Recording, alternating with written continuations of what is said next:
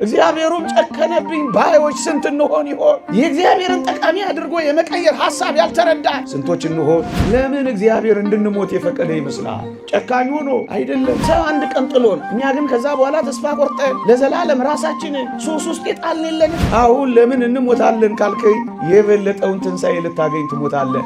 ለጥቅምህ ትሞታለህ። እግዚአብሔር አፈርን ጠቃሚ ካደረገ እኔና አንተን ጠቃሚ ሳያደርግ ሳይቀይረን የሚተወን ይመስልሃል? የኔና የእናንተን መራራ ጣፋጭ አድርጎ መቀየር፣ እንዲጠቅም አድርጎ መለወጥ እግዚአብሔር ይችላል። እግዚአብሔር እጆች ላይ መዋል፣ እግዚአብሔር እጆች ላይ ማደር፣ በእግዚአብሔር እጆች ላይ መራመድ እንዴት ይደንቃል!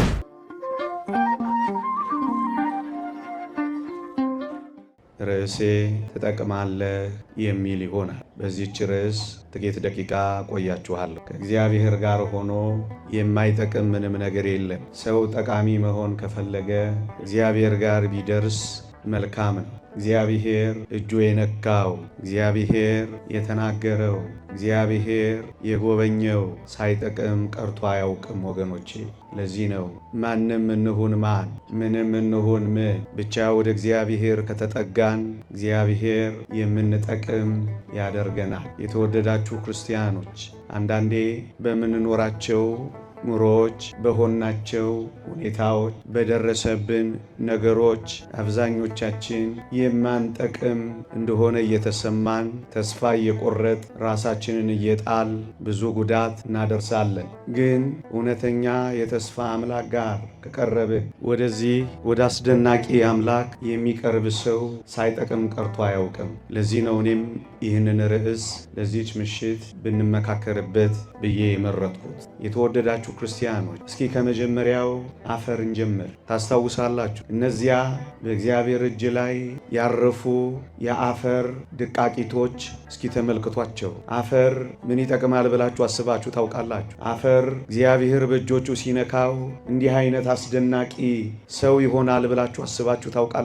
የተወደዳችሁ ክርስቲያኖች፣ እንደ አፈር ተራ ነገር የለም። እንደ አፈር ለስድብ ችላ ለመባል ለመረገጥ የቀረበ ነገር የለም። እዩት ወገኖቼ፣ አንዳንዴ የኔና የናንተ አጓጉል ስድብ እንኳን አፈር የሚል እንደሆነ እንሰማለን። እጅግ ደካማ የሆነ እጅግ የማያምር እዚህ ግባ የማይባል ይሄ አፈር እግዚአብሔር እጆች ውስጥ ሲገባ ምን ያህል ውብ እንደነበር አያችሁ? ለዚህ ነው ምንም ያክል ተራ እንሆን፣ ምንም ያክል የተናቅን እንሆን፣ ምንም ያክል ቁም ነገር የሌለን እንሆን እንዴ ከአፈር እግዚአብሔር እንዲህ ያለ ውብ ነገር ከሰራ ወገኖቼ፣ ዛሬ እኮ እኔና እናንተ ከአፈር የምንበልጥ እኮ ነን። አፈር እኮ በጣም ደካማ ነው፣ ሲይዙት የሚጨበጥ ነው። ለምን እንደ አፈር ተራ፣ ለምን እንደ አፈር ደካማ፣ ለምን እንደ አፈር ቁም ነገር ያጣ ለምን አንሆንም? ብቻ ራሳችንን በልዑል እግዚአብሔር እጆች ውስጥ ከከተትን፣ እመኑኝ አፈር ከጠቀመው በላይ፣ አፈርን ጠቃሚ ካደረገው በላይ እኔና እናንተ በእግዚአብሔር እጆች ውስጥ ጠቃሚዎች ሆነን እንቀራለን። ምናልባት ዛሬ በጣም ደካማ ሆነን ይሆናል። ምናልባት ዛሬ በጣም ልፍስፍሶች ሆነን ይሆናል። ምናልባት ዛሬ ምንም ነገር የማይዋጣልን አጓጉል ሆነን ይሆናል። ግን እመኑኝ በእኔና በእናንተ ሰውነት ውስጥ ያለው ጠንካራው አጥንት የቆመው ከአፈር። እግዚአብሔር ያሳያችሁ። ይሄ አፈር እንዲህ ያለ ብርቱ ጠንካራ አጥንት ያስገኛል ብላችሁ ታስባላችሁ? አዎ። ዛሬ ምናልባት በዓለም ፊት እጅግ በጣም ምስኪንና ደካማ ልንሆን እንችላለን። በእግዚአብሔር እጆች ውስጥ የገባች አፈር ብርቱ አጥንት እንደሆነች እመኑኝ እግዚአብሔር እጆች ላይ ያረፈችም ነፍስ እንደዚህ አይነት ጠንካራ ትሆናለች። ደካማዋ ትጠነክራለች፣ ልፍስፍሷ ትበረታለች፣ አንካሳዋ ትቆማለች፣ ተራዋ ትከብራለች፣ ሰው ትባላለች። እግዚአብሔር አፈርን እንደዚህ ጠቃሚ ካደረገው ወዳጄ፣ አንተማ በእግዚአብሔር እጆች መካከል ካረፍክ ምንኛ ጠቃሚ እንደሆን ካሰብከው። እግዚአብሔር አፈርን ጠቃሚ ካደረገ እኔና አንተን ጠቃሚ ሳያደርግ ሳይቀይረን የሚተወን ይመስልሃል? ብቻ እጆቹ ላይ ይረፍ፣ ብቻ እቅፍ ውስጥ ግባ፣ ብቻ ጠቃሚ ወደሚያደርገው አምላክ ተጠጋ። እግዚአብሔር ጠቃሚ አድርጎ ይቀይረሃል። ዛሬ ደካማ ሆነ ሊሆን ይችላል። ብርቱ የምትሆንበትን አድራሻ ልንገርህ። እግዚአብሔር እጆች ላይ ብርቱ ትሆናለህ። እግዚአብሔር ክንዶች ላይ ጠንካራ ትሆናለህ። እግዚአብሔር መስራት ይችልበታል። ልፍስፍሶም ብርቱ አድርጓል። የሚበተነውን አፈር ሰብስቦ አቁሟል። የተበተንኩ ነኝ አትበል። ይልቅ እግዚአብሔር ክንዶች ላይ ረፍና እንዴት እንደምትሰበሰብ ታየዋለህ። የባከነው አፈር እንዴት ጠቃሚ እንደሆነ ተመልከተው። ያ ጥቁር አፈር እንዴት ያማረ የተዋበ መልክ እንደያዘ እየው። በጣም ውብ ነህ። በጣም አስደናቂ ፍጥረት ነህ። ከዚህ አፈር እኮ ነው እግዚአብሔር በእኔና በእናንተ ሰውነት ውስጥ ከ6 በላይ ፋብሪካዎች የገነባው። እነዛ ደቃቂ የአፈር ልቃቂቶች፣ የአፈር ደቃቃዎች እንዲህ አይነት አስደናቂ ሰው የሚሰሩ ይመስላል። በእኔና ባንተ ውስጥ አስገራሚ የሆነ ነርቨስ ሲስተም አለ። አስገራሚ የሆነ የኤሌክትሪክ ሰርኪዩት አለ። ምን ልንገርህ፣ የሌለ ፋብሪካ የለም በእኔና በእናንተ ሰውነት ውስጥ። ይህ እኮ የተሰራው በእግዚአብሔር እጆች ውስጥ ነው። ያንተ መሰሪያ፣ ያንተ መጠንከሪያ፣ ያንተ መበርቻ እመነኝ የእግዚአብሔር እጆች ናቸው። የእግዚአብሔር እጆች ሲያበጃጁ ትዋባለህ። የእግዚአብሔር እጆች ሲሰሩ ትጠነክራለህ። በጣም ጠቃሚ ትሆናለህ። አፈርን ማን ጠቃሚ አድርጎ አስቦት ያውቃል? እግዚአብሔር እጆች ውስጥ ግን ጠቃሚ የማይሆን የማይቀየር የለም ወዳጄ። ነገሩን ትንሽ ከፍ ላድርገው። የተወደዳችሁ ክርስቲያኖች ታስታውሳላችሁ፣ ከበደል በኋላ በእኔና በእናንተ ላይ እግዚአብሔር ሞትን ትሞታላችሁ ብሎ ሞትን አውጆብን ነበረ። ግን እግዚአብሔር ይህንን ሞት ያመጣው የማይጠቅም አድርጋችሁ ታስቡታላችሁ? ሞትን እንኳን የሰጠን ወገኖቼ፣ ይሄ ከሞት በላይ አስቀያሚ አለ? ከሞት በላይ አስፈሪ ነገር ነበር? ከሞት በላይ በእውነት የሚያስጨንቅ ነገር ነበር? ሞትን እንኳን ሳይቀር ጠቃሚ እንደዳረገው ታውቃለህ? ልንገርሃ፣ ለምን እግዚአብሔር እንድንሞት የፈቀደ ይመስልሃል? ጨካኝ ሆኖ አይደለም። ሞትህን እንኳን ሞት የሚባለውን እሱን እንኳን ሳይቀር ለእኔና ለእናንተ ጠቃሚ አድርጎ እግዚአብሔር ይቀይረው ነበር። እንዴት ካላችሁ ወይም የተወደዳችሁ ክርስቲያኖች፣ እግዚአብሔር በመፍረሳችን ውስጥ፣ እግዚአብሔር በመበስበሳችን ውስጥ፣ እግዚአብሔር ከአፈር ጋር በመቀላቀላችን ውስጥ እግዚአብሔር እንደገና ይሰራል ነበር። ደግሞ አለው። ለምን አፈር ውስጥ እንድንገባ ፈለገ እግዚአብሔር? ሊጎዳን መስሎ ነው? አይደለም። በመፍረስ ውስጥ በመበስበስ ውስጥ ወዳጄ እንደገና መሰራት ስላለ ነው። አንዲት ሸክላ ሰሪ ሸክላዋ ቢሸረፍባት ወይም ሸክላዋ ቢሰነጠቅባት ስትለስነው አትኖርም። ታፈርሰውና ታቦካውና ታላቁጠውና ከዛስ የተሻለ ምርጥ ዕቃ አድርጋ ትሰራዋለች። ወዳጄ እግዚአብሔርም ያደረገው እንደዚህ ነው። በሞት ስንፈርስ በትንሣኤ ውብ አድርጎ ሊሰራን ነው። አዎ ነገሩ እንደሱ ነው። መሰሪያችንን ያደረገው እንዲህ ይላል እግዚአብሔር ቃል፣ በውርደት እንዘራለን፣ በክብር እንነሳለን። በድካም እንዘራለን፣ በኃይል እንነሳለን። በመበስበስ እንዘራለን፣ ባለመበስበስ እንነሳለን። ሞትን እንኳን ሳይቀር የክብርህ መንገድ አድርጎ ጠቃሚ አድርጎ እንደቀየረልህ ልንገርህ። ስትሞት ትከብራለህ። የእሱን መልክ የእሱን ክብር እያብለጨለጭን እንድናሳይ ሆነን በአዲስ የትንሣኤ አካል እንነሳለን። ወዳጄ እግዚአብሔር ሲናገር የሚጠቅም ነገር ነው የሚናገረው። ወገኖች ሞት እንኳን ለምን አይሆንም እያልኳችሁ ነው። እግዚአብሔር ጠቃሚ አድርጎ ነው የቀየረው። አሁን ለምን እንሞታለን ካልከኝ የበለጠውን ትንሣኤ ልታገኝ ትሞታለህ። ለጥቅምህ ትሞታለህ። ለዚህ ነው ቅዱስ ጳውሎስ ካልሞትክ አትነሳም ያለው። ለዚህ ነው የምትሞተው ልትነሳ አድርጎ ቀይሮልህ እኮ ነው። ለጥቅም አደረገው። ሞት ያለህን ሕይወት ለመስጫ አደረገው እያልኩ ነው። ሞት እንኳን ሳይቀር እንዲህ ጠቃሚ አድርጎ ከቀየረው እግዚአብሔር እኔና እናንተ እኮ የሞት ያክል እኮ አስፈሪዎች አይደለንም። የሞት ያክል እኮ አስደንጋጮች አይደለንም። ሞትን እንኳን ለጥቅም ካደረገው እኔን፣ አንተን፣ አንቺን፣ እኛን ሁላችንን ለጥቅም አድርጎ መቀየር የሚያቅተው ይመስልሃል? መራራ የሚባለው ሞት እንኳን ያ አጋግ እንደተናገረው ሞት እንዴት መሪር ናት እንዳለው መራራ የምትባል ሞት እንኳን ጣፋጭ ሆና ከተቀየረች ከመራራ ሕይወት ውስጥ ጣፋጭ እግዚአብሔር ሊሰራ እንደሚችል አታምነው? ከመራራ ውስጥ ጥፍጥ የሚያወጣ እግዚአብሔር መሆኑን አልተረዳህም? አሁን ምሬት ውስጥ ልትሆን ትችላል። ዝም ብሎ ይቻላል እያልኩ አይደለም። ይሄው እየነገርኩ ነው። ሞትን ጣፋጭ ለሆነው ትንሣኤ የቀየረው እግዚአብሔር ከሆነ የኔና የናንተን መራራ ጣፋጭ አድርጎ መቀየር፣ እንዲጠቅም አድርጎ መለወጥ እግዚአብሔር ይችላል።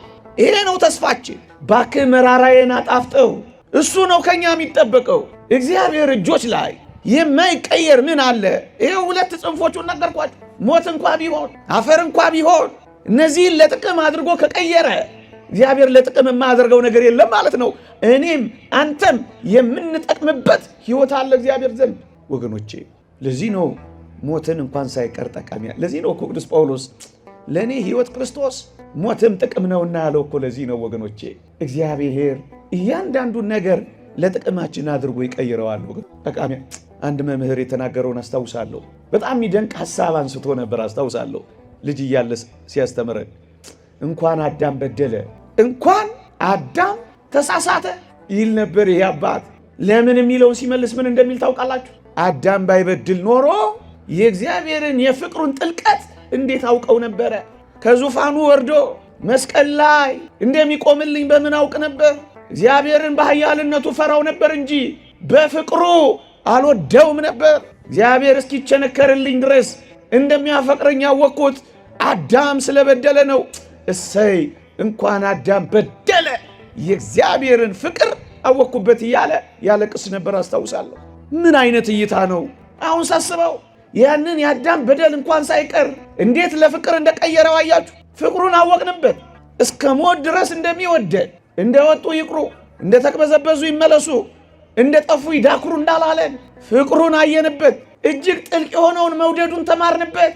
ይህንን ፍቅሩን ሳላውቀው ቀር ነበር እንኳን አዳም በደለ ይል ነበር። ወገኖቼ የተወደዳችሁ ክርስቲያኖች፣ አሁን እኔና እናንተ ቀድሞ ከነበረን ከጥንት ፍጥረት የሚበልጥ ክብር ውስጥ የከተተን አዳም በመበደሉ ነበርና ይህ አባቴ ያነሳና እንኳን በደለ ይሄ ሥጋዬ በዘባነ ኪሩብ ተቀምጦ አምላክ አይሆንም ነበረ፣ ከፍ ወዳለው ክብር አስገባ፣ የእኛን ሥጋ ተዋሃደ። አሁን ትላንት ያልነበረን አሁን የማናውቀው ወደፊት የምንደርስበት ወደ አስደናቂ ክብር አበቃን። እንኳን አዳም በደለ አይልላችሁ። ይህንን እንኳን ለጥቅም እንዳደረገው አስተማረን። ምን አይነት እግዚአብሔር ነው! ምናልባት ድካማችንን እንኳን ሳይቀር መማሪያ የሚያደርገው፣ ጉድለታችንን እንኳን ሳይቀር መሙያ የሚያደርገው። የቅዱሳን ሐዋርያት የደዌ ብዛት ጉድለታቸውን መሙያቸው እኮ ነበረ። ጳውሎስ ራሱን ያመዋል። ቅዱስ ጴጥሮስ በወባ ይሰቃያል። ቅዱስ ያዕቆብ ዝሆን የሚባል የእግር ማበጥ በሽታ ነበረበት። እነዚህን ደዌያቸውን እንኳን ሳይቀር እግዚአብሔር ጉድለታቸውን ለመሙላት ለጥቅም አድርጎ እንደቀየረው ስናስብ እንዴት ላለ ክብር እግዚአብሔር ጥቂት ጉድለቶች ሊሰጠን እንደሚችል አስቡት። መዋረዳችንን ለክብር አድርጎ ሲቀይረው አይደንቃችሁም? እግዚአብሔር የበደልነውን ሲክስ ካሰብነው በላይ ሲያደርገው አይመስጣችሁም? እግዚአብሔር ይህንን እጅግ አስደናቂ በደል እንኳን ሳይቀር ለጥቅም አድርጎ ፍቅሩን እንድናውቅበት፣ ማንነቱን እንድንማርበት፣ ስለኛ ያለውን ውድ እንድንረዳበት፣ የበለጠ ፍቅሩ ውለታ እንዲያስይዘን ጉልበቱ ሳይሆን ለኛ ያለው የፍቅር መሰጠቱ እንዲያሸንፈን ማድረጉ አይደንቃችሁም? ለዚህ ነው ይህ አባት የተመሰጠው። እንኳን እሰይ በደለ፣ ጌታዬን አየሁት፣ ጌታዬን ተማርኩት፣ ጌታዬን ተዋሃድኩት፣ ሥጋውን እምበላ ደሙን እምጠጣ ሆንኩ። በፊት እኮ ቢሆን በገነት ካሉ ዛፎች መካከል እምበላ ነበርኩ። አሁን ግን እግዚአብሔር እንዴት ለጥቅም እንዳደረገው ተመልከት። ሥጋውን እምበላ ደሙን እምጠጣ ከእሱ ጋር እምዋሃድ ሆንኩ። እንዴት ይደንቃል! እንዴት ይደንቃል! ይሄንን እንኳን ለጥቅም ያደርገዋል፣ አደረገው፣ ለወጠው። ታዲያ ምን ልንገራችሁ ከዚህ ውጪ? አፈርን፣ ሞትን፣ መበደላችንን እንኳን ሳይቀር እግዚአብሔር ለክብር አድርጎ ለወጠው። ወገኖቼ ለወጠው። የተወደዳችሁ ክርስቲያኖች፣ ቅድም በመግቢያዬ ላይ በየትኛውም ሁኔታ በየትኛውም አኗኗር ውስጥ ልንሆን እንችላለን። እመኖኝ ወደ እግዚአብሔር ከተጠጋን ጠቃሚ አድርጎ ይቀይረናል። አስባችሁታል? ሳውል የተባለው ጳውሎስ ጠቃሚ ሊሆን ይችላል ብላችሁ አስባችሁ ታውቃላችሁ እንዴ? ቤተ ክርስቲያንን ሲያሳድድ አብሮት ተማሪ የሆነ ወንድሙ እስጢፋኖስ ሲወገር እሱ ሊያብስ ያዥ ነበር፣ ጨካኝ ነበር። ይሄንን ጨካኝ ሰው፣ ይሄንን አሳዳጅ ሰው፣ ይሄንን ምርጥ የእግዚአብሔር ተቃዋሚ፣ ምርጥ የእግዚአብሔር አፍቃሪ አድርጎ መቀየር የሚችል አምላክ ይኸው ማንም ወንበዴ ሁን፣ ምንም አይነት ሰው ሁን፣ ግን እግዚአብሔር ጠቃሚ ሊያደርግህ የሚችል አምላክ እንደሆነ ወቀው። ይሄ ሳውል የተባለው አሳዳጅ ነው። ኋላ ተሳዳጅ ሆነው። አሳዳጁ ተሳዳጅ ይሆናል ብላችሁ ትገምታላችሁ? ወጋሪው ተወጋሪ ይሆናል ብላችሁ ታስባላችሁ? አሳሪው ታሳሪ ይሆናል ብላችሁ ታስባላችሁ? ተቃዋሚው አፍቃሪ ይሆናል ብላችሁ ታስባላችሁ? ወገኖቼ ማን በምን ሁኔታ መቼ ጠቃሚ እንደሚሆን እኛ አናውቅም፣ እግዚአብሔር ያውቃል። አንዳንድ ምርጥ ወንበዴዎችን አሸብራቂ ጻድቃን አድርጓቸው ጨርሷል። ይሄው እንደ ጳውሎስ ይሁት እንዴ! እቺ መሬት አትንካኝ የሚል የነበረው ጳውሎስ እንደ ጉድፍ እንደ ዓለም ጥራጊ የሚጠረግ ሰው ሆነለት። አንተ ማን ነህ እያለ የሚታገለው ክርስቶስን እኔ ለአንተ ልሙትልህ ብሎ ሞተለት። ይሄ ተስፋ የለም። የትኛውም አይነት ምርጥ ወንበዴ ሁን እዚህ ውስጥ ግን እመነኝ፣ እግዚአብሔር ጋር ጠጋ ካልክ፣ ከልብህ ለእግዚአብሔር ከቀናህና ከተቆረቆርክ እግዚአብሔር እንደ ጳውሎስ ምርጥ አሳዳጅ ብትሆን እንኳን ምርጥ ተቃዋሚ ብትሆን እንኳን ጠቃሚ አድርጎ ይቀይራል። እንደ ጳውሎስ ቤተ ክርስቲያንን የጠቀመ ይኖር ይሆን? ከለዋሪቆን እስከ ደማስቆ የእግሩ ሸሆና እስኪነቀል ድረስ የተንከራተተ ጳውሎስ፣ እንቅልፍ ያጣ ጳውሎስ፣ በበትር የተደበደበ ጳውሎስ፣ በሰይፍ የተቀላ ጳውሎስ እንደዚህ ይደመድማል ብለህ ታስባለህ? ወዳጆቼ ማንም አይጠቅምም ብለን የምናስብበት እንዳልሆነ አያስረዳም። ይሄ ታሪክ ለተስፋ አይቀመጥም። ይሄ ታሪክ በየትኛውም የኑሮ ሁኔታ ውስጥ ልንሆን እንችላለን። በዚህ ሰዓት በጣም አሳፋሪ ህይወት ውስጥ ሁሉ ልንሆን እንችላለን። አሁን ግን መኖኝ አሳፋሪውን አስደናቂ አስከባሪ አድርጎ እግዚአብሔር ሲቀየር ደጋግሞ አይተነዋል። የማይጠቅሙ የተባሉትን ሰዎች እጅግ የሚጠቅሙ ምርጥ ዕቃዎች አድርጎ ቀይሯቸዋል። ወዳጄ አይጠቅምም ብለህ የጣልከው ሰው ይኖር ይሆን? ከዚህ ወዲህ አትጠቅሚም ተብለሽ ተወርውረሽ ይሆን? ምዕመናን እንደ ቅድስት እሌኒ አትጠቅምም ተብላ የተወረወረች ሴት ትኖር ይሆን? ለባሏ ታማኝ በመሆኗ ምክንያት ታስታውሳላችሁ። እሷ በታማኝነት ጸንታ፣ ግን አንድ ሰው በተሳሳተ መረጃና በማታለል ባሏን ከኔ ጋር እኮ ተኝታለች አለው። እሷ ግን ታምናን የኖረችው ቅድስት እሌኒ ታስታውሳላችሁ። ባሏ መጣና ስራሽ ያውጣሽ ብሎ ወረወራት፣ ባህር ላይ ጣላት። የተወደዳችሁ ክርስቲያኖች ይህቺ ለትዳሯ የታመነች በንጽህና የኖረች አስደናቂ ሴት እንደማትረባ ተወረወረች፣ እንደማትጠቅም ተጣለች። ወዳጆቼ ምናልባት እንደ ቅድስት እሌኒ በዚህ ዘመን ንጽህናችሁን እናንተ ብቻ እያወቃችሁ ግን የተወረወራችሁ ትኖራላችሁ፣ የተጣላችሁ ትኖራላችሁ። ስራሽ ያውጣሽ ተብለሽ የተገፈተርሽ ትኖሪያለሽ። አባከና የሌለሽ ወጀብና አውሎ ባለው የባህር የተመሰለ ህይወት ውስጥ ልንላጋ የምንችል እንኖራለን። ከወዲህ ወዲህ ምንማታ። ይህቺን አስደናቂ ሴት ግን ተመልከቷል።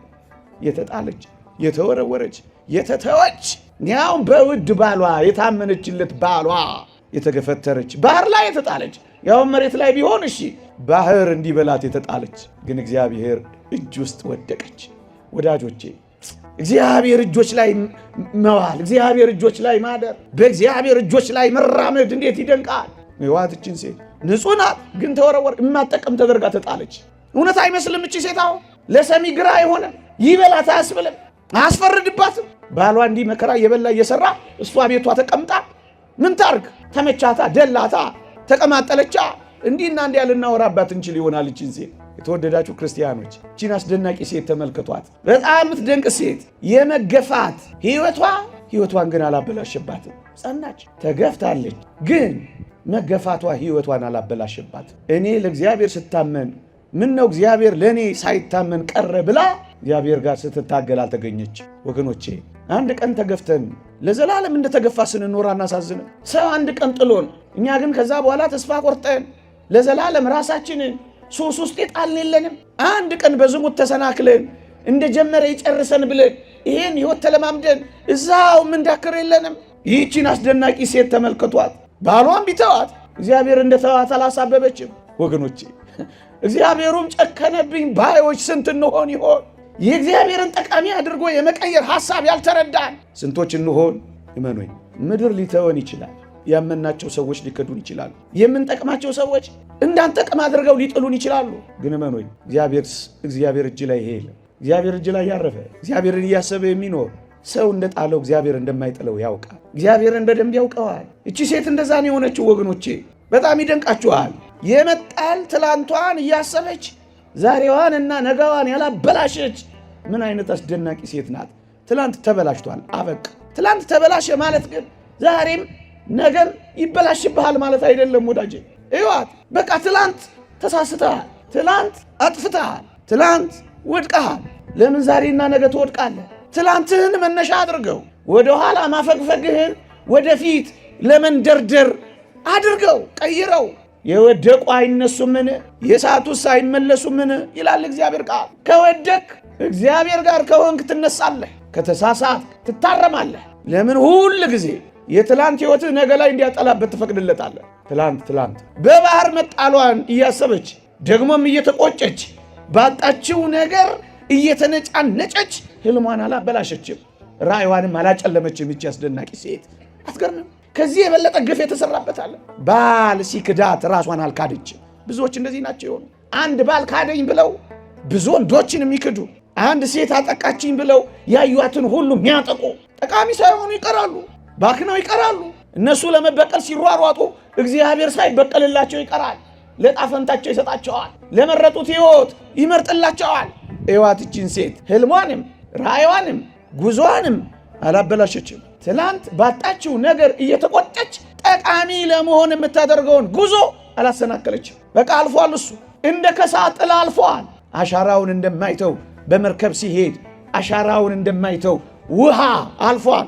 ትላንትሽ አልፏል። መጣልህ አልፏል። ዛሬ ግን የብርታት ቀን፣ ዛሬ ግን የተስፋ ቀን፣ እግዚአብሔር አዲስ ቀን አዲስ ማለዳ የሚሰጠው አዲስ ሕይወት እንድንኖርበት መሽቶ የሚነጋው ለዛ ነው። ተኝተን የምንነሳው ተስፋ ነው። ይሄ ጨለማ ሲነጋ ብርሃን ሲሆን ተስፋ ነው። ታዲያ ምንድን ነው የሚታይ? ዝም ብሎ ጨልሞ መንጋት አይደለም። መጀመሪያ ጨለማ፣ ከዛ ብርሃን መምጣቱ አይቀርም። ምናልባት በሌሊቱ ባትጠቀም በቀኑ ትጠቀም እንደሆነ ብሎ ነው የሚሰጠው። እግዚአብሔር ለጥቅም ነው የሚያደርገው።